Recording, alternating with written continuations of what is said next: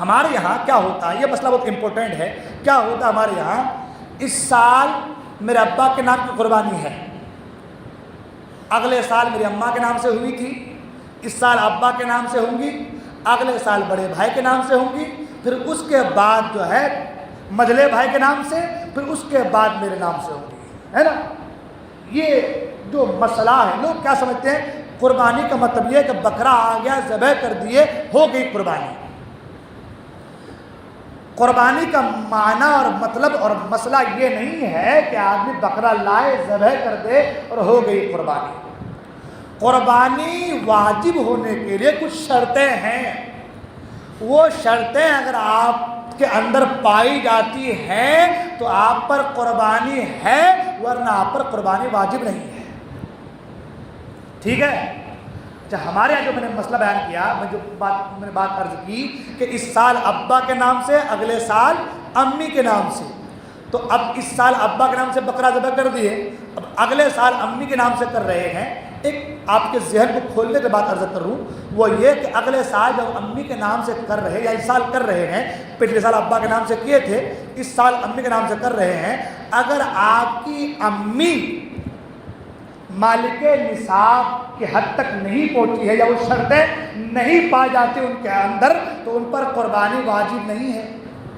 اور آپ قربانی کر رہے ہیں امی کے نام سے، تو وہ قربانی جو واجب نہیں ہے آپ کر رہے ہیں، تو وہ آپ کا واجب ادا نہیں ہو رہا ہے، بلکہ وہ نفلی قربانی میں یا پھر جو ہے سنت یا نفلی جو کہہ لیں آپ، اس میں جو ہے چلی جائے گی. اب ہمارے گھر میں میرے ابا ہیں، میں ہوں، میری امی ہے، قربانی میرے ابا کے اوپر واجب ہے اور میں قربانی کر رہا ہوں میری امی کے نام سے، تو قربانی جو ابا کے اوپر واجب ہے وہ واجب ویسے کا ویسے رہ گیا، وہ گنہگار ہو گئے. وہ گنہگار ہو گئے، اور جو قربانی ماں کے نام سے کی وہ نفلی قربانی میں شمار ہو گیا. بات سمجھ میں آ رہی ہے آپ کے؟ وہ قربانی نفلی میں شمار ہو گیا. وہ جو ابا پر واجب ہے، واجب کے نہ کرنے کی وجہ سے ابا ہمارے گنہگار ہو گئے. تو جن کے اوپر قربانی واجب ہے آپ انہی کے نام سے قربانی کیجیے. اگر آپ کے پاس یہ شرطیں ہیں، پائی جاتی ہیں، آپ مالک نصاب ہیں، مسلمان ہیں، عاقل و بالغ ہیں، اور یہ شرطیں جو 3 دن ہے ایام نحر جن کو کہا گیا ہے، ان 3 دن میں آپ کے اندر پائی جاتی ہیں، تو آپ پر قربانی واجب ہے، ورنہ آپ پر قربانی واجب نہیں ہے. اچھا، ایک چیز ہو، یہاں بھی اور ہر جگہ بھی کیا ہوتا ہے کہ آدمی ایک بڑا جانور لیا، بیل، ہیلا آپ کو بولتے ہوگی، بیل ہیلا لیا، اب اس میں 7 نام آتے ہیں. تو 7 نام میں اگر 7 آدمی آپ کے گھر کے مالک نصاب ہیں تو 7 پر قربانی واجب ہے. تو ہم کیا کرتے ہیں، 6 کا نام ڈال دیتے ہیں، ایک کو چھوڑ کر کے ایک کی جگہ پہ کیا کرتے ہیں، حضور کا نام ڈال دیتے ہیں، یا غوث پاک کا نام ڈال دیتے ہیں، یا اعلیٰ حضرت کا نام ڈال دیتے ہیں. اس کے تعلق یاد رکھیں، جن پر قربانی واجب ہے انہی کے نام سے قربانی ہوں گی. اب کچھ لوگ کہتے ہیں ہاں حضور کا نام نہیں ڈالیں گے، غوث پاک کا نام نہیں ڈالیں گے، تو ہمارے گھر کا ایک آدمی کا نام نہیں رہے گا تو کیا ہو جائے گا. ایک یہ بھی سوال پیدا ہوتا ہے. دیکھیے، حضور کے نام سے قربانی کرنا آپ کے اوپر واجب نہیں ہے، غوث پاک کے نام سے قربانی کرنا آپ کے اوپر واجب نہیں ہے. اگر 7 آدمی آپ کے گھر میں 7 بھائی ہیں، 7 مالک نصاب ہیں، ان 7 کے نام سے آپ قربانی کیجئے. اور آپ کو نبی سے محبت ہے، ایک بکرا لے لیجئے، اس کو سرکار کے نام سے قربانی کر دیجئے. ایک بکرا لے لیجئے، آپ غوث پاک کے نام سے قربانی کر دیجئے. ایک بکرا لے لیجیے، آپ اعلیٰ حضرت کے نام سے قربانی کر، تاج الشریعہ کے نام سے، پیر کے نام سے، اپنے مرحومین کے نام سے قربانی کیجیے. مگر اگر مالک نصاب 7 آدمی ہے، 7 پر قربانی واجب ہے، ساری شرطیں پائی جاتی ہیں، تو آپ کے لیے ضروری ہے کہ آپ ان 7 کے نام سے قربانی کریں. ٹھیک ہے، آپ کیا کریں، ان 7 کے نام سے قربانی کریں، کیونکہ ان کے اوپر قربانی واجب ہے. اچھا، آپ ایک بڑا جانور لیے ہیں، گھر میں 5 آدمی مالک نصاب کے حد تک پہنچے ہوئے ہیں، یا 5 آدمی پر قربانی واجب ہے. اب 2 حصے رہ گئے ہیں، تو اب آپ ایک حصہ حضور کے نام سے، ایک حصہ غوث پاک کے نام سے کر سکتے ہیں. اس میں کوئی حرج نہیں ہے، لیکن اگر ساتوں کے اوپر یہ ساری شرطیں پائی جاتی ہیں، یعنی کہ اس پر قربانی واجب ہے، تو سب سے پہلے وہ ساتوں اپنے نام سے قربانی کریں. ٹھیک ہے؟ ایک مسئلے کو جو ہے ضرور بالضرور یاد رکھیں.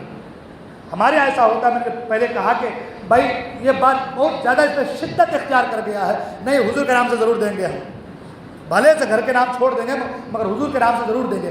بے شک دیں، یہ آپ کی محبتیں ہیں. سرکار نے خود اپنی امت کے لیے قربانی کی ہے. ہاں، ہمارے نبی نے اپنی امت میں قربانی کی ہے، ہم بھی کریں، لیکن کب؟ جب ایک حصہ باقی رہے، یا پھر کوئی الگ سے جانور آپ لے کر کے حضور کے نام سے قربانی کریں. ایک چیز اور، ہمارے یہاں کیا ہوتا ہے کہ بھائی میں ہوں، میرے ابا ہیں، میرے بھائی ہیں، میری بیوی ہے، میری بھابھی ہے، مردوں کے نام دیں گے، عورتوں کے نام چھوڑ دیں گے. یہ بھی ایک مسئلہ ہے. وہ سوچتے ہیں کہ عورتوں کے اوپر قربانی نہیں ہے. یہ بالکل غلط بات ہے. اگر اس کے اوپر قربانی واجب ہے، ساری شرطیں پائی جاتی ہیں، تو ان پر قربانی واجب ہے. اور جب قربانی واجب ہے تو کرنا ضروری ہے. قربانی واجب ہے تو کرنا ضروری ہے. ایک چیز اور کہ لوگ بہت سارے سوال کر دیتے ہیں، حضرت وہ ہمارے اوپر قرضہ ہے. یہ سوال بارہا آتا ہے، ہمارے اوپر قرضہ ہے تو ہم پر قربانی واجب ہے یا نہیں. تو دیکھیں، قرضہ اگر میعادی نہیں ہے، یعنی مثال اگر آپ کے اوپر 30,000 روپے قرضہ ہے، 30,000 روپے آپ کے اوپر قرضہ ہے، اور آپ کے تھوڑے بہت آوک بھی ہیں، ادھر ادھر سے آ رہے ہیں، تھوڑے سونے بھی ہیں، جو بھی ہے، آپ ان سب چیزیں مالک نصاب کے حد تک پہنچ جا رہے ہیں. ان چیزوں سے آپ مالک نصاب کے حد تک پہنچ جا رہے ہیں. جیسے 40-45 ہزار سے آدمی اگر مالک نصاب کے حد تک پہنچ جا رہا ہے، تو اتنے پیسے اس کے پاس ہیں، یا اتنے زیور، اتنی چیزیں اس کے پاس ہیں. اب 30,000 اس کے اوپر قرضہ ہے، 40-45 ہزار اس کے پاس ہیں اور 30,000 قرضہ ہے. اب وہ یہ کہہ رہا ہے کہ حضرت ہمارے اوپر 30,000 روپے قرضہ ہے، تو ہمارے اوپر قربانی واجب ہوں گی یا نہیں ہوں گی؟ تو اب سنیں، اگر وہ 30,000 روپے غیر میعادی ہیں، یعنی کہ وہ قرضہ جو آپ جس سے لیے ہیں، وہ یہ نہیں کہا کہ مجھے کل دینا یا پرسوں دینا، 3 مہینے میں لوں گا، ایسا کچھ نہیں ہے. وہ کہا کہ جب بھی تمہارا دل کرے دو، تو آپ پر قربانی واجب ہے. ٹھیک ہے؟ ایک چیز. اور دوسری چیز یہ کہ جب قربانی قرض کے حوالے سے جب آپ کا اتنا مال و متاع ہو جائے جس سے آپ مالک نصاب کی حد تک پہنچ جائے، تو قربانی واجب ہے. اب رہی بات یہ، بہت سے لوگ سوچتے ہیں ہمارے پاس پلاٹیں ہیں، تو زکوٰۃ میں تو ایسا مسئلہ ہے کہ پلاٹ کے اوپر زکوٰۃ نہیں، جو اپنے گھر کے لیے ہیں، تو بھائی ہمارے پر قربانی نہیں ہے. زکوٰۃ کا مسئلہ الگ ہے، قربانی کا مسئلہ الگ ہے. اس بات کو خیال رکھیے. یہاں تک کہ گرمی کے اور سردی کے کپڑے کے علاوہ اگر آپ کے دوسرے کپڑے ہیں، ان کپڑوں کو بھی حساب میں لگا کر کے، ان کپڑوں کے پیسے کو ملا کر کے بھی اگر آپ مالک نصاب کے حد تک پہنچ جا رہے ہیں، تو آپ پر قربانی واجب ہے.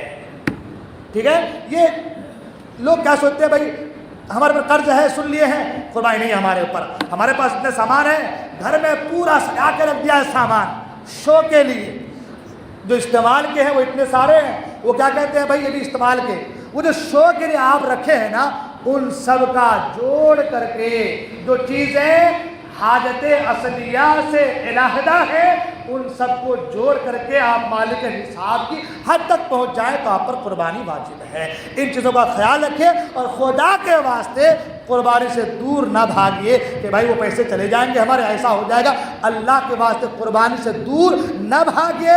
میرے آقا نے فرمایا کہ بندہ مومن جب قربانی کرتا ہے تو خون کا قطرہ زمین پر گرنے سے پہلے اللہ تعالیٰ اس کی مغفرت فرماتا ہے، اس گناہوں کو معاف فرما دیتا ہے. اس لیے قربانی کیجئے اور دل سے کیجئے. اللہ تعالیٰ ہم تمام کو دارین